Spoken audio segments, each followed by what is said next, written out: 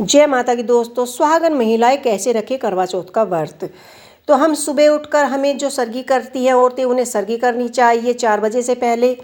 अगर कोई सरगी नहीं खाता है तो उसे सुबह उठे और अपना जो काम है सारे दिन का काम निपटाए, और अपना जब आपको तैयार होना है, कथा सुननी है, तब आपको नहा धो के स्वच्छ कपड़े पहने।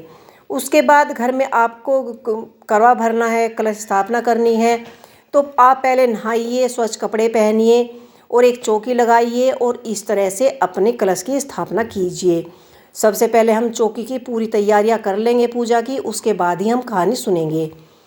तो यहाँ पर मैंने मिट्टी का करवा लिया है। मिट्टी का करवा बहुत ही शुभ माना जाता है। इसमें हम थोड़ा सा गंगा जल डाल लेंगे, कुछ हमने शुद्ध जल भर लिया है, और कलश के ऊपर हमारे यहाँ पर आटे की सुराही भरकर रखी जाती है, यानी कि जो प्लेट आती है मिट्टी की, हम आटे की भरकर रखते हैं। किसी किसी के यहाँ गेहूं की भरी जाती है, किसी के यहाँ चावल की भरी जाती है।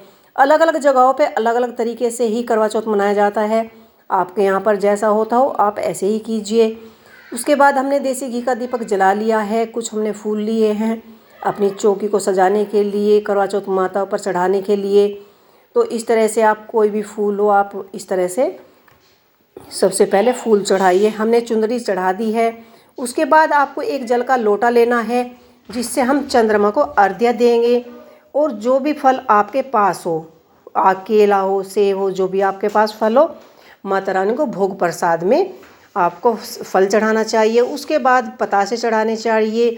और इस तरह से अगर आपने जल का कलश भरा है तो एक कटोरी या गिलास में इस तरह से गेहूँ भरकर अवश्य रखिए, क्योंकि इस दिन गेहूँ का अधिक महत्व माना जाता है। और उसमें दक्षिणा रखना ना भूले, जो भी आपके बन पड़े उसमें दक्षिणा अवश्य ही रखें। और अपनी पूजा की चौकी को जितना आप सजाओगे, जितने सच्चे मन से करवा चौथ का व्रत रखोगे, करवा चौथ माता इतना ही प्रसन्न होकर आपके पति की लंबी आयु करेगी और हमेशा उन्हें स्वस्थ रखेगी।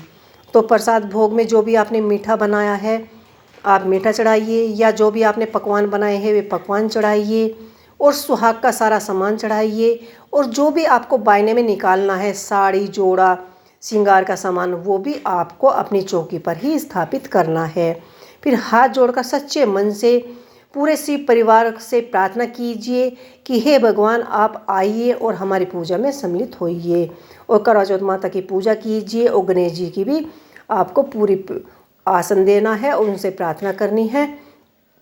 और इसके बाद हमने 2 थाली बनाई है सुहाग की। एक हमें बायने में निकालनी है, एक हमने करवा चौथ माता के लिए निकाली है।